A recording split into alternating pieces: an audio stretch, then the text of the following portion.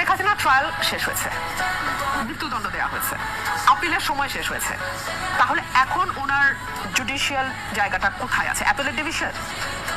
ওনাকে তো ফিরে যদি উনি আসেন, আমি একদম আইনের ছাত্রী হিসেবে এটুকু বলতে পারি, আসার সাথে সাথে ওনাকে কারাগারে যেতে হবে। সেই কারাগার কি প্রস্তুত হয়েছে? আচ্ছা, আইনিভাবে ফেরত চায় বলছে স্বরাষ্ট্রমন্ত্রী। একটা নোট ভার্বাল দেয়া ছাড়া আইনি কোনোভাবে ফেরত চাওয়া হয়েছে বলে আমাদের জানা নাই।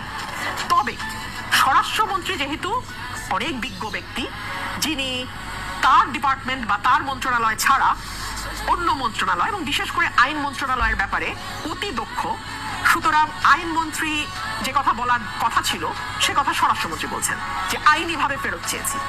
আইনিভাবে তো আইনমন্ত্রী বলবে যে আইনিভাবে আমরা, উনি একটা ওপিনিয়ন দেবে আইন মন্ত্রণালয় থেকে, এই ওপিনিয়ন অনুযায়ী বাকি কাজটা পররাষ্ট্র মন্ত্রণালয় করবে।